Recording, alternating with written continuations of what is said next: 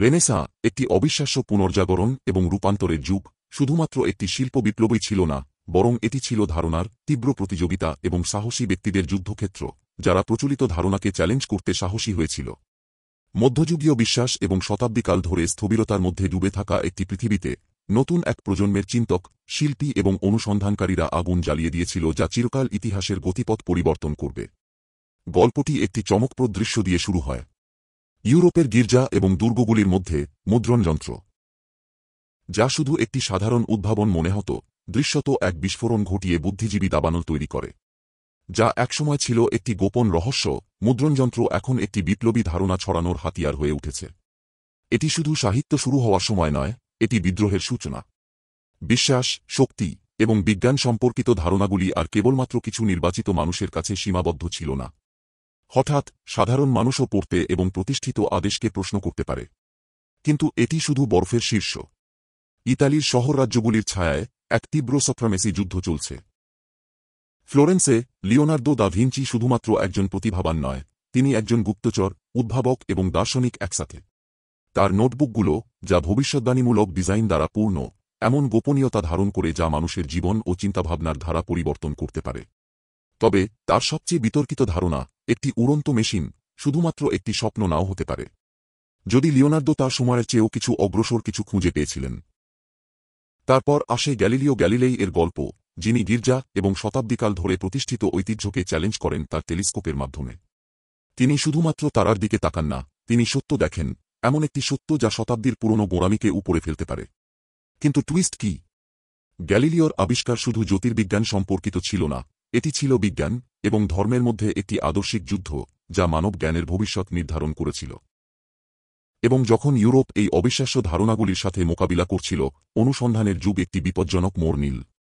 নাবিকরা নতুন পৃথিবী অনুসন্ধানে বের হয়, কিন্তু তারা জানিয়ে আসে তা শুধুমাত্র ধনসম্পদ নয়, এটি হল যে পৃথিবীটি তারা একসময় যেটি ছোট মনে করত, তা আসলে অনেক বড়। ক্রিস্টোফার কলম্বাস এবং তার যাত্রা শুধু বাণিজ্য সম্প্রসারণে নয়, বরং একটি সভ্যতার সংঘর্ষ ঘটায়। এই যে আবিষ্কার বলা হয়, তা কি আদতে আদিবাসী সংস্কৃতির জন্য একটি বিধ্বংসী শক্তি হতে পারে? টুইস্ট হল যে যা কিছু উন্নতি হিসেবে স্বাগত জানানো হয়েছিল, তা এখনও এমন ক্ষত রেখে গেছে যা আজও অনুভূত হয়। যতই এই উদ্ভাবনাগুলি প্রকাশিত হতে থাকে, একটি অস্বস্তিকর সত্য ক্রমশ স্পষ্ট হতে শুরু করে, রেনেসাঁ শুধু অগ্রগতি ছিল না, এটি ছিল বিভাজন এবং সংঘর্ষ এর যুগও, যেমন মাচিয়াভেলের নিষ্ঠুর রাজনৈতিক তত্ত্ব, শেক্সপিয়ারের মানব প্রকৃতি অন্বেষণ এবং একভাবে বেড়ে ওঠা ব্যক্তিস্বাতন্ত্র্যের উত্থান ছিল একটি বিশ্বে যেখানে পুরনো ক্ষমতার কাঠামো ভেঙে পড়বে এবং তার জায়গায় নতুন, অপ্রত্যাশিত কাঠামো উঠে আসবে। শেষে রেনেসাঁ শুধুমাত্র একটি পুনর্জন্মের যুগ ছিল না, এটি ছিল একটি সময় যখন মানবতা যা কিছু জানত তা সম্পূর্ণ উল্টে গেছে, মানুষের বিশ্বাস, বিজ্ঞান এবং এমনকি নিজেদের স্থান সম্পর্কে প্রশ্ন তুলতে বাধ্য করেছে। এক বিদ্রোহের জন্ম। ইউরোপের বিশাল গির্জার অন্ধকারে, যেখানে ধূপের গন্ধ এবং ঈশ্বরীয় কথা একসময় রাজত্ব করত, সেখানে একটি প্রাচীন নীরবতা ভেঙে পড়তে চলেছে। শতাব্দী জুড়ে গির্জা ক্ষমতার দখলে ছিল, জ্ঞান প্রবাহ নিয়ন্ত্রণ করছিল, তা তার উঁচু পাথরের দেয়ালের পেছনে সুরক্ষিত ছিল। পণ্ডিতদের কাজ ব্যক্তিগত গ্রন্থাগারে রক্ষিত, সেগুলি ছাঁটা এবং সেন্সর করা হতো, তাদের সত্যগুলো পবিত্র বিধির দ্বারা আবদ্ধ ছিল। কিন্তু এখন সবকিছু পরিবর্তন হতে চলেছে। মধ্যযুগীয় অন্ধকারের মধ্যে একটি সাধারণ উদ্ভাবন, মুদ্রণযন্ত্র, একটি অস্বাভাবিক উদ্দীপক হিসেবে আত্মপ্রকাশ করে। যা একসময় কেবল একটি সাধারণ টুল হিসেবে মনে হয়েছিল, তা শীঘ্রই এক বিপ্লবের আগুন জ্বালিয়ে দেবে। যেমনই মুদ্রণযন্ত্র চালু হয়, কালি পেপারে লাগানো হয় এবং প্রথম বইগুলো তার প্রেস থেকে বের হতে শুরু করে, কিন্তু এগুলি পবিত্র ধর্মগ্রন্থ নয়। এগুলি বিপজ্জনক, বিদ্রোহী কাজগুলো, যা গির্জার ইউরোপের উপর কর্তৃত্বের ভিত্তিকে আঘাত করবে। এই বিপ্লব থেকে প্রথম যে কিছু বের হয়, তা হল বাইবেল নয়, বরং পামফলেটগুলো, যা নতুন বিপ্লবী ধারণায় পূর্ণ। মার্টিন লুথারের ৯৫টি থিসিস, যেগুলি গির্জার আচরণগুলিকে সাহসিকতার সাথে সমালোচনা করে, তা কৃষক এবং পণ্ডিতদের হাতে চলে আসে এবং গ্রামগঞ্জে ছড়িয়ে পড়ে আগুনের মতো। এগুলি শুধু পবিত্র ধর্মগ্রন্থের অনুলিপি নয়, এগুলি বিদ্রোহের অস্ত্র, যা গির্জা যা কিছু শতাব্দী ধরে তৈরি করেছে তা চ্যালেঞ্জ করছে। প্রথমবারের মতো গোপনীয়তা সহ যে সমস্ত গোপন তথ্য ভ্যাটিকানের গোপন কক্ষে বন্দী ছিল, তা এখন জনসাধারণের জন্য উন্মুক্ত। নিষিদ্ধ জ্ঞান, যা গির্জা দীর্ঘকাল ধরে দমন করে রেখেছিল, এখন যে কেউ তা পড়ার সাহস রাখে তার জন্য উপলব্ধ। দর্শন, বিজ্ঞান এবং শিল্প আর গির্জার কঠোর নিয়ন্ত্রণে নয়, এগুলো এখন প্রশ্ন করার, বিশ্লেষণ করার এবং যে কেউ কোথাও সম্প্রসারণ করার জন্য মুক্ত। যেভাবে কালি কাগজে মিশে যায়, শব্দগুলি জীবন্ত হয়ে ওঠে, সঙ্গে নিয়ে আসে একটি নতুন বুদ্ধিবৃত্তিক জাগরণের শখ। পুরনো আদেশ, যা আনুগত্য এবং অবনতির উপর ভিত্তি করেছিল, তা নিজেকে সংকটে দেখতে শুরু করে। একটি মতাদর্শের যুদ্ধ শুরু হয়, যা গির্জার প্রাচীন শিক্ষাগুলির বিরুদ্ধে স্বাধীনতা, আলোকপাত এবং সত্য অনুসন্ধানের তৃষ্ণাকে দাঁড় করায়। পৃথিবী শতাব্দীর পর শতাব্দী প্রথমবারের মতো কিছু বড় কিছুতে দাঁড়িয়ে আছে, একটি বিপ্লব, রূপান্তর এবং সবচেয়ে গুরুত্বপূর্ণ পরিবর্তনের যুগ। এবং যেমনই প্রেসটি পৃষ্ঠা ছাপতে থাকে, প্রশ্নটি রয়ে যায়, ভবিষ্যতের জ্ঞানকে নিয়ন্ত্রণ করবে। উত্তরটি একটি মূল্য নিয়ে আসবে, যা এমনভাবে দেওয়া হবে যা কেউ এখনও বুঝতে পারে না। বিদ্রোহের জন্ম হয়েছে এবং বুদ্ধিবৃত্তিক আগুন আগের চেয়ে দ্রুত ছড়িয়ে পড়ছে যা কেউই আটকাতে পারবে না। 2. লিওনার্দোর গোপন এজেন্ডা। রেনেসাঁ ফ্লোরেন্সের প্রাণবন্ত রাস্তাগুলিতে তার বিখ্যাত প্রতিভার পেছনে লিওনার্দো দা ভিঞ্চি শুধুমাত্র একজন শিল্পী বা বিজ্ঞানী নন, তিনি একাধিক মুখমণ্ডলের মানুষ, প্রতিটি আগের চেয়েও রহস্যময়। বিশ্বের কাছে তিনি মোনালিসা এবং দ্য লাস্ট সাপারের মতো মাস্টারপিসের মূল স্রষ্টা। কিন্তু ছায়ার মধ্যে তিনি অনেক অন্ধকার ভূমিকায় কাজ করেন, এমন একটি ভূমিকায় যা কেউ ধারণাও করতে পারে না। লিওনার্দো একজন গুপ্তচর, একজন গোপন এজেন্ট যিনি ইতালির সবচেয়ে শক্তিশালী পরিবারের জন্য কাজ করছেন। তিনি শুধু মানব রূপ আঁকছেন না, তিনি যুদ্ধ, প্রযুক্তি এবং রাজনীতির ভবিষ্যৎ পরিকল্পনা করছেন। তার নোটবুক, যা অঙ্গবিদ্যা এবং শিল্পকর্মের রূপরেখায় পূর্ণ, তাতে বিপজ্জনক উদ্ভাবন এবং গোপন কোডও লুকানো আছে। এগুলি কেবল চিন্তা নয়, এগুলি যুদ্ধযন্ত্রের ব্লুপ্রিন্ট, এমন যন্ত্র যা ইউরোপে শক্তির ভারসাম্য চিরকাল পরিবর্তন করতে পারে। শক্তিশালী মেডিচি পরিবার, যারা সবসময় চক্রান্তে মগ্ন, লিওনার্দোকে একটি মিশনে বিশ্বাস করেছে যা শিল্পের চেয়েও অনেক বেশি। তিনি তাদের জন্য গোয়েন্দাগিরি করছেন, আদালতগুলোতে প্রবেশ করছেন এবং ইতালির শত্রুদের গোপনীয়তা উন্মোচন করছেন। কিন্তু এটি শুধু সামরিক অস্ত্র বা সিজ যন্ত্রের নকশা নয় যা তাকে আলাদা করে। তার অঙ্কনের মধ্যে গভীরভাবে লুকানো আছে এমন কিছু যা আরও বেশি উদ্বেগজনক, একটি দৃশ্য যা পৃথিবীর ভিত্তি নড়িয়ে দিতে পারে। তার অঙ্কনের মধ্যে একটি উড়ন্ত মেশিনের ডিজাইন রয়েছে, একটি উদ্ভাবন যা এতটা উন্নত, এতটা সময়ের আগের যে তা বিশ্বাস করতে অনেকেরই কষ্ট হবে। এর ডানা, জটিল যন্ত্রাংশ দিয়ে তৈরি, মানুষের আকাশে উড়ার ক্ষমতা প্রদান করতে পারে, এমন একটি ধারণা যা আগে কেউ কখনো স্বপ্নেও ভাবেনি। তবে লিওনার্দোর আকাঙ্ক্ষা আরও দূরে চলে যায়। তিনি শুধু উড়ার স্বপ্ন দেখছেন না, তিনি এমন একটি পৃথিবী কল্পনা করছেন যেখানে মানুষ আকাশে নিয়ন্ত্রণ প্রতিষ্ঠা করতে পারে। কিন্তু এই অবিশ্বাস্য ধারণাগুলির পেছনে একটি অন্ধকার সত্য লুকিয়ে আছে। লিওনার্দোর উড়ন্ত মেশিন শুধুমাত্র একটি শিল্পকর্ম নয়, এটি একটি অস্ত্র। একটি অস্ত্র যা ইউরোপের শক্তির গতিশীলতা পরিবর্তন করতে পারে। যদি এই উদ্ভাবনটি কেবল শিল্প বা অনুসন্ধান নয়, বরং যুদ্ধের জন্য ব্যবহৃত হয়, তাহলে এর স্রষ্টাকে অসীম সুবিধা প্রদান করবে।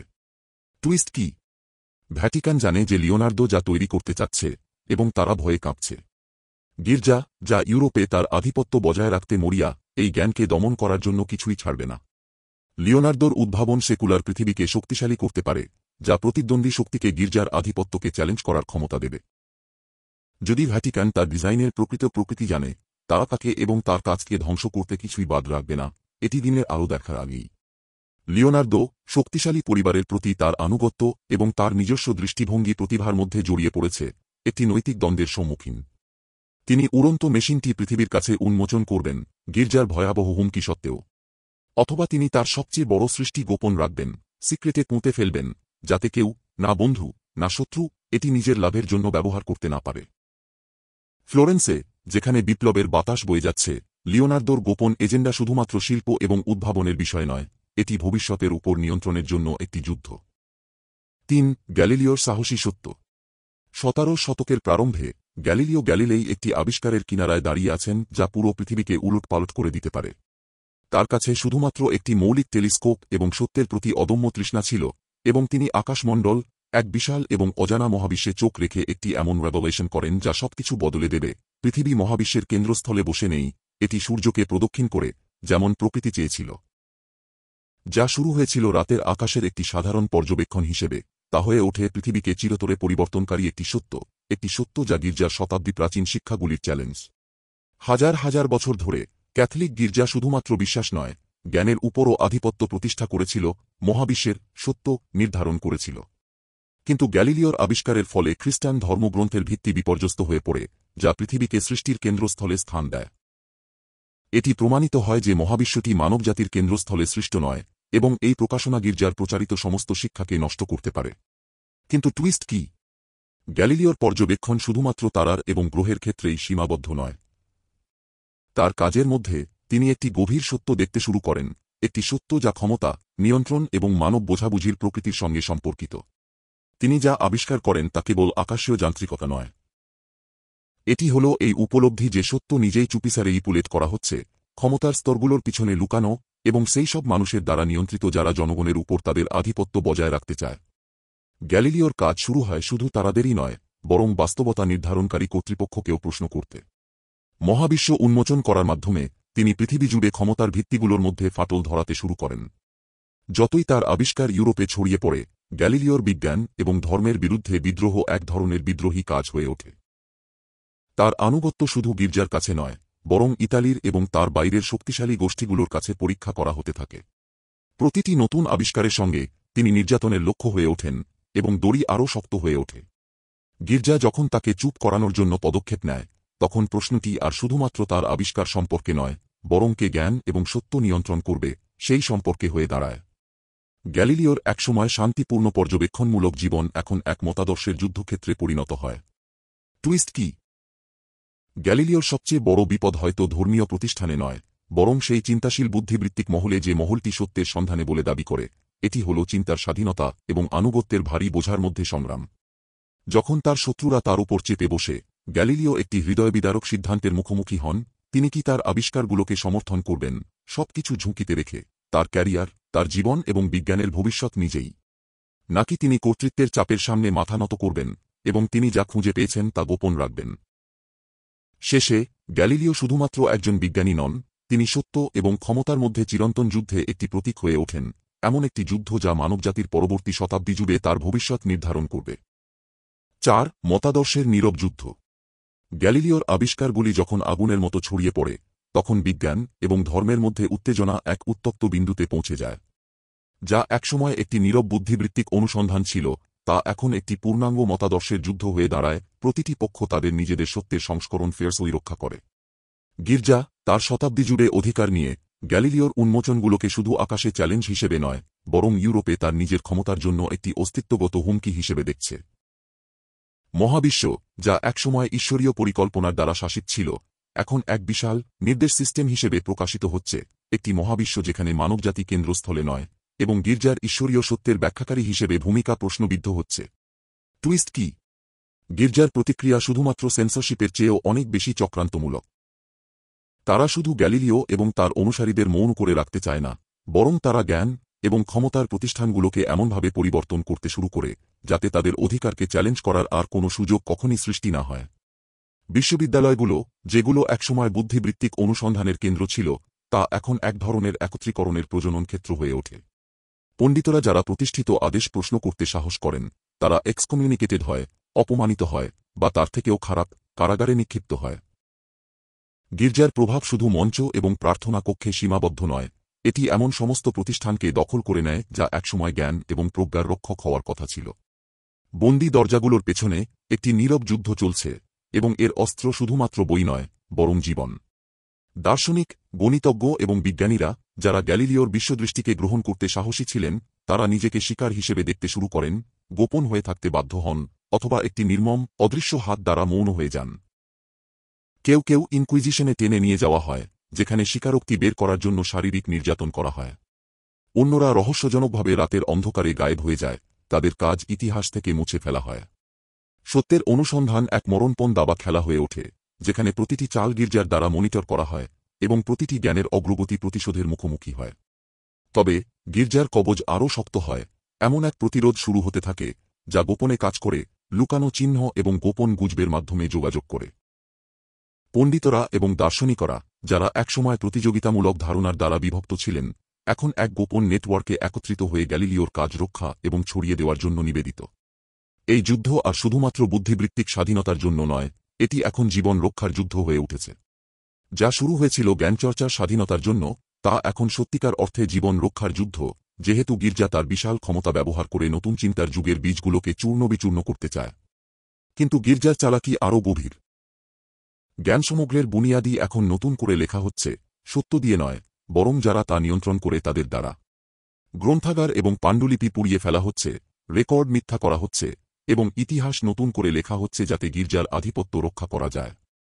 প্রকৃত জ্ঞানের সত্তা এখন হয়ে দাঁড়িয়েছে, কে গল্পের নিয়ন্ত্রণ করছে, এবং প্রতিটি দিনের সঙ্গে গির্জা নিশ্চিত করছে ইউরোপের শারীরিক এবং মানসিক দখল। এই নীরব যুদ্ধে পৃথিবী বিভক্ত হয়ে পড়ছে, তাদের মধ্যে যারা সত্য জানার সাহস দেখাচ্ছে এবং তাদের মধ্যে যারা একে মিথ্যা রক্ষার জন্য কোনো কিছু করতে পিছপা হবে না। এবং যখন গ্যালিলিওর শিষ্যরা জ্ঞানের প্রদীপ রক্ষার জন্য সংগ্রাম করছে, প্রশ্নটি রয়ে যায়, কে এই যুদ্ধে জয়ী হবে, অদৃশ্য বিশ্বাস নাকি বিপজ্জনক জ্ঞানের অনুসন্ধান? এর স্টেক্স অনেক বেশি, এবং বিদ্রোহের মূল্য হয়তো শুধু ব্যক্তিগত নয়, এটি পুরো ভবিষ্যতের মূল্য হতে পারে। 5 অনুসন্ধানের যুগের অন্ধকার মোড়। 1492 সালে ক্রিস্টোফার কলম্বাস একটি যাত্রা শুরু করেন যা যুগ যুগ ধরে প্রতিধ্বনিত হবে। অগণিত ধনসম্পদ এবং মহিমার প্রতিশ্রুতি নিয়ে তিনি পশ্চিমে বিশাল আটলান্টিক পাড়ি দিয়ে এশিয়ার ধনসম্পদের নতুন পথ খুঁজতে যান। তার জাহাজ সান্তা মারিয়া অজানা জলসীমা পাড়ি দেয়, তার উচ্চাকাঙ্ক্ষা এবং ইতিহাসে তার স্থান নিশ্চিত করার আশা নিয়ে। যখন তিনি অবশেষে যে উপকূলে পৌঁছান যা তিনি এশিয়া মনে করেন, তখন পৃথিবী হাঁপ ছাড়ে, নতুন পৃথিবী আবিষ্কৃত হয়। কিন্তু কলম্বাস যা নিয়ে আসে তা শুধুমাত্র সোনা এবং ধন নয়, এটি একটি এমন প্রকাশনা যা চিরকাল মানব ইতিহাসের গতিপথ পরিবর্তন করে। টুইস্ট কি? যা নতুন ভূখণ্ড আবিষ্কার হিসেবে প্রশংসিত হয়, তা শীঘ্রই এক সভ্যতার সংঘর্ষে পরিণত হয়, দুটি বিশ্ব যা এখন পর্যন্ত একে অপরের থেকে পুরোপুরি বিচ্ছিন্ন ছিল। আমেরিকার আদিবাসী জনগণ তাদের সমৃদ্ধ সংস্কৃতি, ঐতিহ্য এবং সমাজসহ এখন ইউরোপীয় উপনিবেশকরণের ধ্বংসাত্মক শক্তির মুখোমুখি। যা শুরু হয়েছিল ধন খোঁজার জন্য, তা হয়ে ওঠে এক ধ্বংসাত্মক যুগের সূচনা। জয়ধ্বংস, দাসপ্রথা এবং সাংস্কৃতিক নিধন। যতই কলম্বাস এবং তার উত্তরাধিকারীরা তাদের যাত্রা চালিয়ে যান, ততই সমৃদ্ধি এবং অগ্রগতির প্রতিশ্রুতি আদিবাসী জনগণের জন্য নিঃশেষিত শব্দ হয়ে ওঠে। পুরো সভ্যতা ধ্বংস হয়, তাদের মানুষ দাস হয়, তাদের ভূমি চুরি হয়ে যায়। অনুসন্ধানের যুগ, যা একসময় মানব কৌতূহল এবং উচ্চাকাঙ্ক্ষার প্রতীক ছিল, এখন হয়ে ওঠে সাম্রাজ্যবাদ, শোষণ এবং সহিংসতার এক অন্ধকার অধ্যায়। যা একসময় শান্তিপূর্ণ সাংস্কৃতিক বিনিময় হিসেবে ভাবা হয়েছিল, তা দ্রুত এক নিষ্ঠুর ক্ষমতা সংগ্রামে পরিণত হয়, যেখানে ইউরোপীয় রোগ, যুদ্ধ এবং বাধ্যতামূলক শ্রমের কারণে পুরো সমাজ ধ্বংস হয়ে যায়। কিন্তু কলম্বাসের প্রশংসিত উত্তরাধিকারী কাজের পেছনে একটি গোপন সত্য রয়েছে। তার প্রকৃত উদ্দেশ্য ছিল ইতিহাস যা বলেছে তার চেয়ে অনেক বেশি জটিল এবং নৈতিক দিক থেকে সন্দেহজনক। কলম্বাস শুধু ধনসম্পদের প্রতিশ্রুতিতে নয়, স্পেনের সাম্রাজ্য সম্প্রসারণের জন্য চালিত ছিলেন। তার মনে ছিল শুধুমাত্র অনুসন্ধান নয়, তার মিশন ছিল একটি সূক্ষ্মভাবে সাজানো কৌশল, যার মাধ্যমে তিনি যে ভূখণ্ড আবিষ্কার করেছিলেন তা স্পেনের মুকুট এবং ক্যাথলিক ধর্মের নামে দাবি, জয় এবং ধর্মান্তরিত করার উদ্দেশ্যে। তার চিঠিগুলি, যেখানে আদিবাসীদের অধিকার লাভের উজ্জ্বল রিপোর্ট রয়েছে, একটি অস্বস্তিকর সত্য প্রকাশ করে। কলম্বাস আদিবাসী জনগণকে সমান হিসেবে দেখেননি, বরং তাদের বাধা হিসেবে দেখতেন যা জয় করতে এবং ধর্মান্তরিত করতে হবে। এই প্রকাশনা কলম্বাসের উত্তরাধিকারকে একটি ছায়ায় ঢেকে দেয় এবং আমাদেরকে তার আবিষ্কারের প্রকৃত মূল্য রিকনসাইল করার জন্য বাধ্য করে। যে ভূমি তিনি খুঁজে পেয়েছিলেন তা কোনো শ্বেতপট ছিল না যা ইউরোপীয় আদর্শের মাধ্যমে আঁকা হবে, এটি একটি সমৃদ্ধ বিশ্ব ছিল, যার নিজস্ব সভ্যতা, জটিল সিস্টেম এবং সংস্কৃতি ছিল। নতুন পৃথিবী নতুন ছিল না, এটি প্রাচীন ছিল, এবং এর ধ্বংস শুরু হয়েছিল সেই মুহূর্তে যখন কলম্বাস তার তীরে পা রেখেছিলেন। যা একসময় মানব ইতিহাসের একটি মনীষার সাফল্য হিসেবে উদযাপিত হয়েছিল, তা হয়ে ওঠে এক দুঃখজনক সভ্যতার সংঘর্ষ, যা শতাব্দী জুড়ে বৈশ্বিক সংঘাতের আগুন জ্বালায়। কলম্বাসের ভ্রমণের পরবর্তী ফলাফল ইতিহাসে প্রতিধ্বনিত হতে থাকে, এমন ক্ষত রেখে যায় যা আজও অনুভূত হয়, যেহেতু আমেরিকার আদিবাসী জনগণ উপনিবেশীকরণের দাগ এখনও বহন করে। অনুসন্ধানের যুগ, যা আবিষ্কার এবং অগ্রগতির প্রতিশ্রুতি নিয়ে এসেছিল, এখন ধ্বংস, ক্ষমতা এবং জয়ধ্বংসের অস্বস্তিকর উত্তরাধিকার হিসেবে প্রকাশিত হয়। যখন ইতিহাস খুলে আসে, প্রশ্নটি রয়ে যায়, কলম্বাস কি ছিলেন এক দৃষ্টিসম্পন্ন নায়ক, নাকি এক বিজয়ী যিনি তার উচ্চাকাঙ্ক্ষার মাধ্যমে একটি অপরিবর্তনীয় ধ্বংসের ঢেউ আনার কারণ হয়েছিলেন? প্রকৃত গল্পটি অনেক বেশি অন্ধকার, যা প্রত্যাশার চেয়ে অনেক বেশি গভীর, এবং এটি চ্যালেঞ্জ করে সবকিছু যা আমরা জানতাম ইতিহাসের সবচেয়ে বিখ্যাত যাত্রা সম্পর্কে। 6 ক্ষমতার বিস্তার। রেনেসাঁ ফ্লোরেন্সের হৃদয়ে, যেখানে রাজনৈতিক চক্রান্ত এবং ক্ষমতার সংগ্রাম শহর রাজ্যগুলির ভাগ্য নির্ধারণ করে, নিক্কোলো মাচিয়াভেলি তার অধ্যজনে বসে আছেন, কলম হাতে, যা একটি রাজনৈতিক দার্শনিকতায় এক চিরকালীন বিতর্কের সৃষ্টি করবে, দ্য প্রিন্স। প্রথম দৃষ্টিতে এটি শুধুমাত্র শাসনের জন্য একটি সরল গাইড মনে হতে পারে, একটি রাজা এবং প্রিন্সদের জন্য একটি হ্যান্ডবুক যা তাদের ক্ষমতা বজায় রাখার জন্য কৌশল, নির্মমতা এবং কৌশলগত জোট ব্যবহার করার উপদেশ দেয়। মাচিয়াভেলির উপদেশ কঠোর, বাস্তববাদী এবং ভয়ঙ্কর। শাসকদের প্রস্তুত থাকার আহ্বান জানায় যে তাদের আধিপত্য রক্ষা করতে হলে যে কোন কিছু করতে হবে, এমনকি তা বিশ্বাসঘাতকতা, কৌশল এবং রক্তপাতের মাধ্যমে হলেও। কিন্তু টুইস্ট কি? দ্য প্রিন্স কেবল রাজনৈতিক তত্ত্ব নয়, এটি একটি গোপন ঘোষণাপত্র একটি নতুন বিশ্ব শাসনের জন্য। তার উপদেশের মধ্যে লুকানো আছে সূক্ষ্ম সংকেত, অদ্ভুত রেফারেন্স এবং ইচ্ছাকৃত অস্পষ্টতা, যা কিছু অনেক বেশি বিপজ্জনক উন্মোচন করে একটি সাধারণ ক্ষমতার পুঁথি থেকে অনেক দূরের কিছু। তার প্রকৃত উদ্দেশ্য শাসকদের ক্ষমতায় থাকার উপদেশ দেওয়া নয়, বরং তিনি সূক্ষ্মভাবে এমন একটি নকশা তৈরি করছেন যা তার নিজেই সেবিত সাম্রাজ্যকে পতিত করার পথে চালিত করবে। যতই ইতালি রাজনৈতিক অস্থিরতার কিনারে চলে আসে, শক্তিশালী গোষ্ঠীগুলি মাচিয়াভেলির কাজটি ব্যাখ্যা করার জন্য অস্থিরভাবে চেষ্টা করতে থাকে, প্রতিটি মনে করে যে তার জ্ঞান তাদের শীর্ষে উঠতে সাহায্য করবে। মেডিচি, বর্গিয়া এবং অন্যান্য অসংখ্য পরিবার তার লেখাগুলি গভীরভাবে অধ্যয়ন করে তার শব্দগুলোকে ক্ষমতা কুক্ষিগত করার জন্য কৌশলগত উপদেশ হিসেবে গ্রহণ করে। কিন্তু যেমন তারা তার শিক্ষাগুলি বাস্তবায়ন করতে থাকে, তারা অজান্তেই এমন একটি নকশা অনুসরণ করছে যা ইতালিকে একটি বিধ্বংসী ঘটনা প্রবাহের দিকে ঠেলে দেবে, একটি বিশাল বিশৃঙ্খলা, বিশ্বাসঘাতকতা এবং পরিবর্তনশীল জোটের জাল যা শেষ পর্যন্ত পুরো অঞ্চলকে গ্রাস করবে। ফ্লোরেন্স শহর, একসময় রেনেসাঁ সংস্কৃতি এবং জ্ঞানের আলোকবর্তিকা, এখন ক্ষমতার খেলা এবং পরিবর্তনশীল আনুগত্যের এক উত্তপ্ত কেন্দ্র হয়ে ওঠে, যেখানে পরিবার এবং শাসকরা একে অপরকে ছিঁড়ে ফেলে তাদের সিংহাসন অর্জনের জন্য। মাচিয়াভেলির উপদেশ, যতটা প্রয়োজন, নিষ্ঠুরতা গ্রহণ করো, বিনা দ্বিধায় প্রতারণা করো, কাউকে বিশ্বাস করো না, ইতালির দরবারে বিষের মতো ছড়িয়ে পড়ে। যা একসময় একটি টিকে থাকার গাইড ছিল, তা এখন একটি গণধ্বংসের অস্ত্র হয়ে ওঠে, এবং শীঘ্রই ইতালি একটি রাজনৈতিক অনির্দিষ্টতার যুগে প্রবাহিত হয়, যেখানে শাসকরা এক মুহূর্তে উত্থিত এবং পতিত হয়। যতই রাজনৈতিক দৃশ্যপট বদলাতে থাকে, মাচিয়াভেলির আসল উদ্দেশ্য ধীরে ধীরে প্রকাশ পেতে থাকে। তিনি শুধুমাত্র একজন দার্শনিক বা একজন হতাশাভোগী সরকারি কর্মকর্তা নন, যে পাশ থেকে উপদেশ প্রদান করছেন। আসলে তিনি একজন মানুষ, যিনি তার সাম্রাজ্যকে ভেঙে ফেলার চেষ্টা করছেন। একজন মানুষ, যিনি বিশ্বাস করেন যে বর্তমান আদেশ মেরামতযোগ্য নয়। মাচিয়াভেলি এখন এক বিপ্লবী, ভিতর থেকে কাজ করছেন, একটি নতুন বিশ্ব শাসনের জন্য একটি দৃষ্টিভঙ্গি তৈরি করছেন যা শুধুমাত্র পুরনো সাম্রাজ্যের ধ্বংসাবশেষ থেকে উঠে আসতে পারে। কিন্তু চূড়ান্ত উন্মোচন আরও অন্ধকার। মাচিয়াভেলি শুধুমাত্র মেডিচি বা অভিজাতদের পতন চাইছেন না, তিনি এমন একটি পৃথিবী তৈরি করতে চাইছেন যেখানে ক্ষমতার মৌলিক ভিত্তি উল্টপাল্ট হয়ে যাবে। তার লেখাগুলি জনগণের উত্থানের আহ্বান, রাজতন্ত্র এবং সামন্তবাদী শাসনের ধারণাকে এমন কিছু দিয়ে প্রতিস্থাপন করার জন্য যা অনেক বেশি বিপ্লবী। মাচিয়াভেলি, যিনি একসময় রাষ্ট্রের সেবা করেছিলেন, এখন তাকে ভেতর থেকে ধ্বংস করার চেষ্টা করছেন, বিশ্বাস করে যে শুধুমাত্র পূর্ণ বিশৃঙ্খলা উন্মোচন করেই একটি নতুন, আরও ন্যায়সঙ্গত ব্যবস্থা উঠে আসতে পারে। প্রশ্নটি রয়ে যায়, মাচিয়াভেলি কি একজন দৃষ্টিসম্পন্ন বিপ্লবী, নাকি তিনি একজন ক্ষমতালোভী চক্রান্তকারী যিনি তার পথ পাওয়ার জন্য পৃথিবীকে ধ্বংসের দিকে ঠেলে দিতে প্রস্তুত? তার শিক্ষাগুলি বিশৃঙ্খলা সৃষ্টি করতে থাকে, ইতালি একটি নতুন, অপ্রত্যাশিত বিশ্বের কিনারে দাঁড়িয়ে থাকে। মাচিয়াভেলি সবাইকে কেন্দ্র করে তার কলম দিয়ে ইতিহাস গঠন করছে, যতই তার চারপাশের সাম্রাজ্য ভেঙে পড়ে। ৭. শেক্সপিয়রের গভীরতম গোপনীয়তা। এলিজাবেথীয় লন্ডনের ম্লান আলোয় উইলিয়াম শেক্সপিয়র তার আইকনিক নাটকগুলি রচনা করেন, যেগুলি আবেগ, বিশ্বাসঘাতকতা এবং উচ্চাকাঙ্ক্ষার গল্পগুণে দর্শকদের মনোযোগ আকর্ষণ করে। বিশ্বের কাছে তিনি কেবল তার সময়ের সর্বশ্রেষ্ঠ নাট্যকার, একজন বিনোদনকারী, শব্দের মাস্টার। তার চরিত্রগুলি সাহিত্যিক পছন্দের প্রতিমূর্তি, ট্র্যাজিক হামলেট, উচ্চাকাঙ্ক্ষী ম্যাকবেথ, রোমিও ও জুলিয়েটের প্রেময় দুর্ভাগ্য।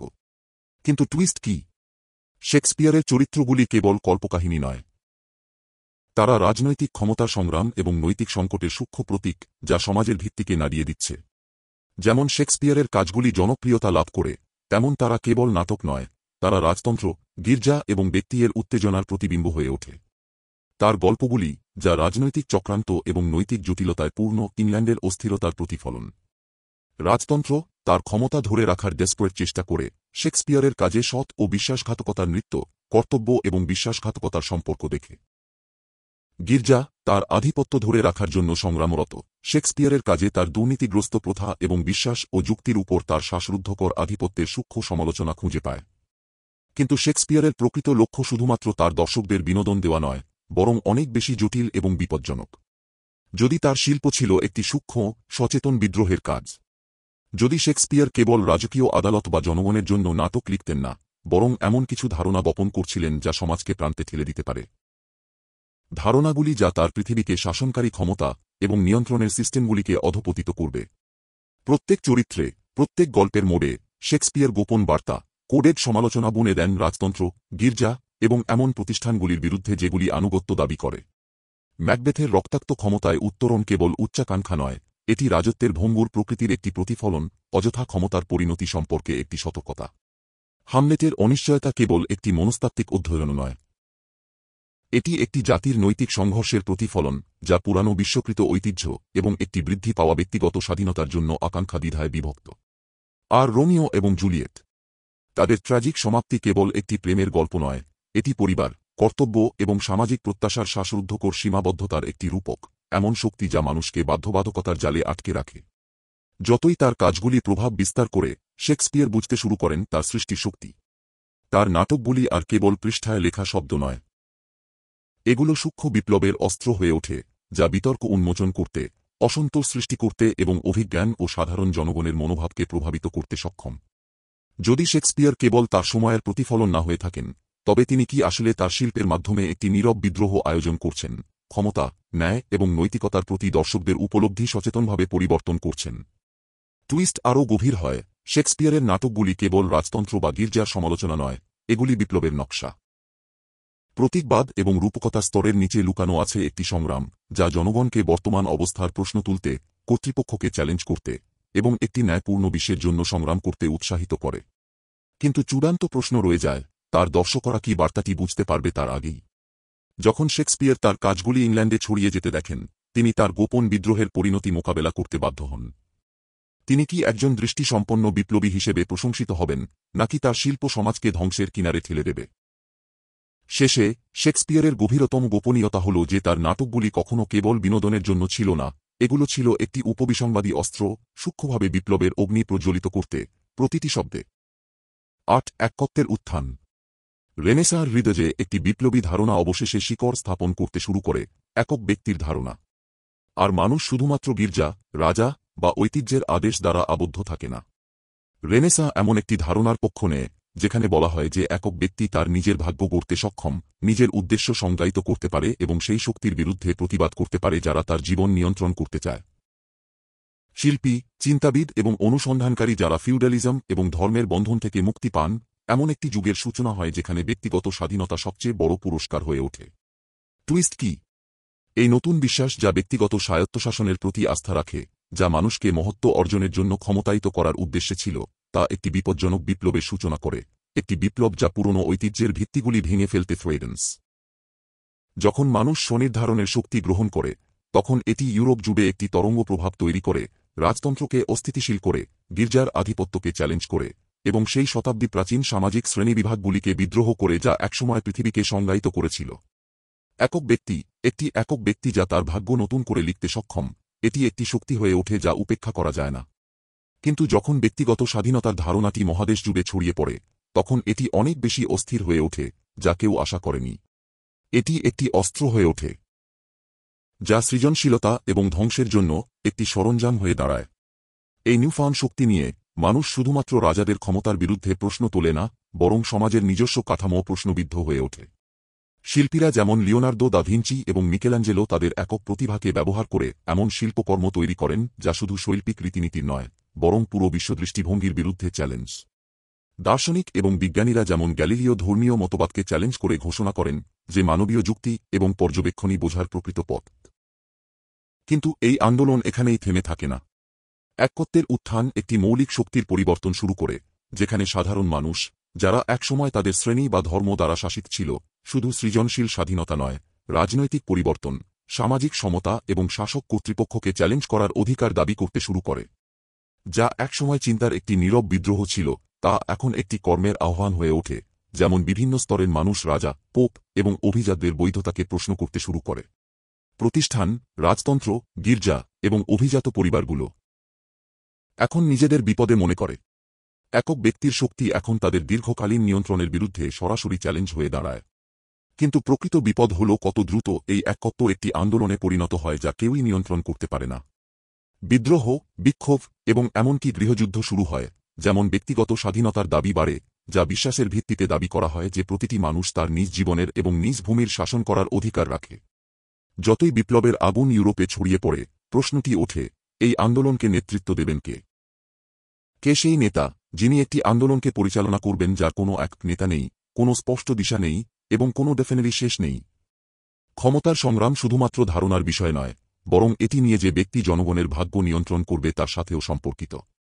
এবং যেহেতু অনেক কিছু ঝুঁকিতে রয়েছে, নেতৃত্বের খরচ স্পষ্ট হয়ে ওঠে। যাদের কাছে ক্ষমতা যাবে তারা কি একত্বের আদর্শগুলো ভালো কাজে ব্যবহার করবেন, নাকি তারা নিজেদের স্বার্থে নির্দয় শাসক হয়ে উঠবেন? শেষে একক ব্যক্তির ধারণা, যা স্বাধীনতা এবং সৃজনশীলতার জন্য একটি শক্তি হতে মেন ছিল, এটি এখন একটি দ্বিধারী তলোয়ার যা সমগ্র জাতিকে মুক্তি দিতেও পারে এবং ধ্বংস করতে পারে। প্রশ্ন রয়ে যায়, বিশ্ব কি একত্বের উত্থান মেনে নিতে প্রস্তুত, নাকি এটি সমাজের নিজস্ব বুনিয়াদকে ছিন্নবিচ্ছিন্ন করে ফেলবে? 9. উদ্ভাবনের অন্ধকার দিক।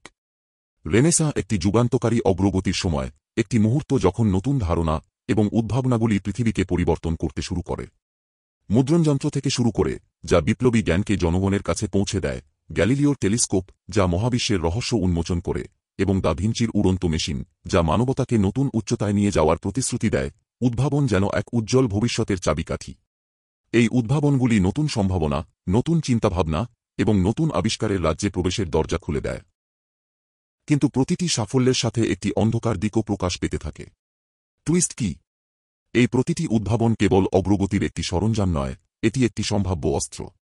যেমন এসব উদ্ভাবন প্রতিভাবান মনের হাতে পৌঁছায়, তেমনি এগুলি তাদের হাতে চলে আসে যারা এগুলিকে নিয়ন্ত্রণ করতে চায়। শক্তিশালী গোষ্ঠী, রাজপরিবার, গির্জা এবং গোপন সমাজগুলো এই নতুন প্রযুক্তিগুলির উপর আধিপত্য প্রতিষ্ঠা করতে প্রতিযোগিতা শুরু করে, তাদের শক্তি ব্যবহার করে সমাজে তাদের নিয়ন্ত্রণ বজায় রাখতে বা সম্প্রসারণ করতে। যা একসময় আলোকপাতের প্রতিশ্রুতি ছিল, তা এখন এক আধিপত্যের যুদ্ধে পরিণত হয়, যেখানে এই গোষ্ঠীগুলি কিছু করতে প্রস্তুত, এর মধ্যে বিশ্বাসঘাতকতা, হত্যাযজ্ঞ এবং গুপ্তচরবৃত্তি। শুধু এই উদ্ভাবনের ভবিষ্যৎও তাদের হাতে পড়ুক। মুদ্রণযন্ত্র, যা একসময় জ্ঞানকে গণতান্ত্রিক করার একটি শক্তি হিসেবে দেখা হয়েছিল, এখন এক প্রচারণার হাতিয়ার হয়ে ওঠে। গির্জা, যা জ্ঞান এবং ধর্মীয় প্রভাবের একমাত্র অধিকারী হতে ভয় পায়, এখন মুদ্রণযোগ্য জিনিসগুলিকে নিয়ন্ত্রণ করার চেষ্টা করে, এমন ধারণাগুলি দমন করতে শুরু করে যা তার কর্তৃত্বকে চ্যালেঞ্জ করে। বইগুলিকে সেন্সর করা হয়, লেখকদের মৌন করা হয়, এবং বুদ্ধিজীবীদের স্বীকার করা হয়, তাদের চিন্তাভাবনার জন্য নয়, বরং তাদের মধ্যে এমন কিছু পাওয়ার সম্ভাবনা থাকে যা গির্জার জনগণের উপর আধিপত্যকে দুর্বল করে দিতে পারে। এই সময়ে রাজপরিবারগুলো মুদ্রণযন্ত্রকে তাদের ক্ষমতাদ্রী করার একটি উপায় হিসেবে দেখে, তাদের শাসন প্রতিষ্ঠিত করতে এবং কোনো বিদ্রোহ বা প্রতিবাদ দমন করতে ডিক্রিজ মুদ্রণ করে। গ্যালিলিওর টেলিস্কোপ যখন মহাবিশ্বের সত্য উন্মোচন করে, তখন এটি শুধু গির্জারই নয়, বরং ক্ষমতার প্রকৃতির উপর একটি হুমকি হয়ে দাঁড়ায়। ভ্যাটিকান, যা সত্য কি হতে হবে তা অনেককাল ধরে নির্ধারণ করেছে, তার কর্তৃত্ব ক্রমশ প্রশ্নবিদ্ধ হতে শুরু করে গ্যালিলিওর আবিষ্কারের ফলে। গির্জার বৈজ্ঞানিক জ্ঞানের উপর তার গ্রাহ্য দুর্বল হয়ে পড়ে, এবং যখন এটি তাকে মৌন করতে চেষ্টা করে, গোপন সমাজ, যাদের নিজস্ব এজেন্ডা রয়েছে, গ্যালিলিওর খোলা জ্ঞান থেকে লাভবান হতে শুরু করে। তারা টেলিস্কোপের সম্ভাবনা বোঝে, শুধুমাত্র জ্যোতির্বিজ্ঞানে নয়, বরং মহাবিশ্বকে বোঝার উপায়কে একটি অস্ত্র হিসেবে ব্যবহারের জন্য বাস্তবতার গল্প নিয়ন্ত্রণ করা। এদিকে দা ভিঞ্চির উদ্ভাবনগুলি, যা উড়াল এবং মানব প্রতিভাকে এগিয়ে নিয়ে যাওয়ার জন্য তৈরি হয়েছিল, এখন ইউরোপের সামরিক বাহিনী থেকে ইতালির শহর রাজ্য পর্যন্ত সবার কাছে চাওয়া হচ্ছে। উড়াল ধারণাটি শুধুমাত্র স্বাধীনতা নয়, এটি অপ্রতিদ্বন্দ্বী ক্ষমতার প্রতিশ্রুতি দেয়। যুদ্ধযন্ত্র এবং উড়ন্ত যন্ত্রের জন্য লিওনার্দোর ডিজাইন হাতে পাওয়ার জন্য শক্তিশালী গোষ্ঠীগুলি ছুটে আসে। তারা এই উদ্ভাবন দাবি করতে প্রস্তুত, এমনকি যদি তা বন্ধুদের বিশ্বাসঘাতকতা বা নিরপরাধদের প্রাণের বিনিময়ে আসেও। এই উদ্ভাবনগুলির উপর নিয়ন্ত্রণের জন্য যুদ্ধ এখন বুদ্ধির নয়, বরং ক্ষমতা এবং জীবনের জন্য সংগ্রাম হয়ে উঠেছে। কে হবে মানবতার ভবিষ্যৎ নিয়ন্ত্রণকারী? উদ্ভাব করা হয়তো একটি উন্নত পৃথিবীর স্বপ্ন দেখেছিলেন, কিন্তু তাদের সৃষ্টিগুলি, যা এখন শাসক এবং ছায়াময় ব্যক্তিদের হাতে, এটি হয়তো একটি সোনালী যুগের সূচনা করবে অথবা বিশ্বযুদ্ধের আগুন জ্বালাবে। যেমন গোষ্ঠীগুলি জ্ঞান নিয়ন্ত্রণের জন্য লড়াই করছে, এটি পরিষ্কার হয়ে ওঠে যে অগ্রগতি একটি মূল্য বহন করে, এবং উদ্ভাবনের প্রকৃত দাম শুধুমাত্র মানবতার উন্নতি নয়, বরং এটি যে অন্ধকার এবং বিপজ্জনক শক্তিগুলিকে মুক্তি দেয় তা নিয়ন্ত্রণের জন্য। 10. চূড়ান্ত পতন। রেনেসাঁ একটি অতুলনীয় বুদ্ধিবৃত্তিক এবং শৈল্পিক অর্জনের সময়, একসময় আলোকিত হওয়ার একটি যুগের প্রতিশ্রুতি দিয়েছিল, একটি সোনালী যুগ যেখানে জ্ঞান, সৃজনশীলতা এবং একত্ব পৃথিবীকে আরও ভালো করার জন্য আকার দিতে পারে। শিল্পী, বিজ্ঞানী এবং দার্শনিকদের কাজগুলি চিন্তার পুনর্জাগরণ ঘটিয়েছে, মধ্যযুগীয় অন্ধবিশ্বাসের শিকলগুলি ভেঙে দিয়েছে এবং অগ্রগতির এক যুগ নিয়ে এসেছে। কিন্তু যেমন পুরনো ক্ষমতার কাঠামো নতুন ধারণার চাপের নিচে ভেঙে পড়ে, তেমনি কিছু অন্ধকার শক্তি গড়ে ওঠে। নতুন শক্তি উঠে আসে ধ্বংসাবশেষ থেকে, যেগুলি তাদের জায়গায় আসা শক্তিগুলির চেয়ে আরও বিপজ্জনক এবং আরও সূক্ষ্ম। টুইস্ট কি? সেই উদ্ভাবনগুলি, যা মানবতাকে মুক্ত করার জন্য ডিজাইন করা হয়েছিল, তা এখন তার পতনের অস্ত্র হয়ে ওঠে। মুদ্রণযন্ত্র, যা একসময় বিপ্লব এবং আলোকিত হওয়ার বীজ ছড়িয়ে দিয়েছিল, এখন মিথ্যাচার এবং বিভাজনের বিস্তারেও সমান সক্ষম। যা একসময় ধারণার মুক্ত বিনিময়ের জন্য একটি সরঞ্জাম ছিল, তা এখন এক প্রচারণার অস্ত্র হয়ে ওঠে, যা রাজা, গির্জা এবং প্রতিদ্বন্দ্বী গোষ্ঠীগুলি জনমত নিয়ন্ত্রণ, ভয় সৃষ্টি এবং জনগণকে ম্যানিপুলেট করার জন্য ব্যবহার করে। যা মানুষের ক্ষমতা বাড়ানোর জন্য ডিজাইন করা হয়েছিল, তা এখন তাদের সত্য থেকে মিথ্যা আলাদা করার ক্ষমতা নষ্ট করে দেয়। বিদ্রোহ ছড়িয়ে পড়ে, কিন্তু তেমনি বিশৃঙ্খলাও বাড়ে, এবং পৃথিবী ক্রমশ ফাটতে থাকে যেমন প্রতিদ্বন্দ্বী মতাদর্শগুলি সমাজগুলোকে টুকরো টুকরো করে। অবশ্য অনুসন্ধানের যুগ, যা অগ্রগতির সূচনা হিসেবে উদযাপিত হয়েছিল, তার অন্ধকার দিক প্রকাশ পেতে শুরু করে। নতুন পৃথিবী আবিষ্কার হওয়ার সাথে সাথে অগ্রগতি ধারণা নিজেই প্রশ্নবিদ্ধ হয়ে ওঠে। আমেরিকা মহাদেশের অনুসন্ধান উপনিবেশবাদ এবং আদিবাসী সংস্কৃতির ধ্বংসের দিকে নিয়ে যায়, সবই সাম্রাজ্য এবং সম্প্রসারণের নামে। এই বিজয় থেকে অর্জিত সম্পদগুলি ইউরোপীয় শক্তিগুলির উচ্চাকাঙ্ক্ষাকে উজ্জীবিত করে, তবে তারা বৈশ্বিক অমিল গভীর করে এবং শতাব্দীর পর শতাব্দী শোষণ এবং সংঘাতের বীজ রোপণ করে। যা একসময় জ্ঞান এবং সম্পদ লাভের একটি অভিযান ছিল, তা এখন বিশ্বব্যাপী আধিপত্যের একটি অভিযান হয়ে দাঁড়ায়, যার ফলে আবিষ্কৃত অঞ্চলে বিধ্বংসন ঘটে। গ্যালিলিওর আবিষ্কারগুলি, যা শতাব্দী জুড়ে গোঁড়া মতবাদকে চ্যালেঞ্জ করেছিল, মানব বোঝার ক্ষেত্রে বিপ্লব ঘটানোর প্রতিশ্রুতি দিয়েছিল। হেলিওসেন্ট্রিক তত্ত্ব একটি বৈজ্ঞানিক আলোকিত যুগ আনতে পারত, এমন একটি পৃথিবী যেখানে যুক্তি এবং পর্যবেক্ষণই শাসন করত। কিন্তু টুইস্ট হল যে এই নতুন সত্যগুলি প্রকাশিত হওয়ার পর তা নতুন চিন্তার শাসনের জন্ম দেয়। বিজ্ঞান, যা একসময় অগ্রগতির জন্য একটি শক্তি ছিল, এখন ধর্ম, রাজনীতি এবং সামাজিক সিস্টেমের সঙ্গে সহিংস এবং ধ্বংসাত্মক উপায়ে সংঘর্ষে জড়িয়ে পড়ে। গ্যালিলিওর আবিষ্কারগুলি মানুষের মধ্যে একত্রিত হওয়ার বদলে চিন্তার মধ্যে যুদ্ধ শুরু করে, যেখানে প্রতিটি স্কুলের মতবাদ সত্যের দাবি করে। রেনেসাঁর শেষের দিকে পৃথিবী আর আলোকিত হওয়ার প্রতীক নয়, বরং একটি ভাঙা সমাজের প্রেক্ষাপট হয়ে ওঠে, যেখানে অগ্রগতি মানুষের যন্ত্রণা এবং সামাজিক বিভাজনের মূল কারণ হয়ে দাঁড়ায়। সেই উদ্ভাবনগুলি, যা একসময় মানবতাকে উন্নত করার উদ্দেশ্যে ছিল, এখন নতুন সংঘাতের জন্ম দেয়, ধর্মযুদ্ধ থেকে শুরু করে উপনিবেশবাদী সংগ্রাম, রাজনৈতিক বিপ্লব থেকে নতুন স্বৈরশাসকদের উত্থান পর্যন্ত। রেনেসাঁ একটি ভাঙা স্বপ্নের উত্তরাধিকার রেখে যায়, এমন একটি পৃথিবী যা জ্ঞানে উন্নতি করেছে, কিন্তু মানব ঐক্যহীনতায় পিছু হটেছে। চূড়ান্ত পতন আর দূরে নয়। যেমন রেনেসাঁর আদর্শ, ব্যক্তিগত স্বাধীনতা, বৈজ্ঞানিক আবিষ্কার এবং শৈল্পিক প্রকাশ পুরনো এবং নতুন ক্ষমতার কাঠামোর সঙ্গে সংঘর্ষে এসে পড়ে, পৃথিবী একটি নতুন সংঘর্ষের দ্বারপ্রান্তে দাঁড়িয়ে থাকে। একটি যুদ্ধ আসছে, যা আধুনিক যুগকে সংজ্ঞায়িত করবে, একটি যুদ্ধ শুধু জাতির নয়, বরং ধারণা, মতাদর্শ এবং ভবিষ্যতের যুদ্ধ। যা একসময় অগ্রগতির সূচনা ছিল, তা এখন একটি অনাকাঙ্ক্ষিত অস্থিরতার যুগের পূর্বাভাস, এবং পৃথিবী একটি নতুন, আরও বিপজ্জনক যুগের দ্বারপ্রান্তে দাঁড়িয়ে। রেনেসাঁ শেষ পর্যন্ত কেবল একটি সুযোগের পৃথিবী সৃষ্টি করেনি, বরং এমন একটি পৃথিবীও তৈরি করেছে যা অব্যাহতভাবে ফাটলগ্রস্ত, সেই উদ্ভাবনগুলির কারণে যা এটি মুক্তি দিয়েছে।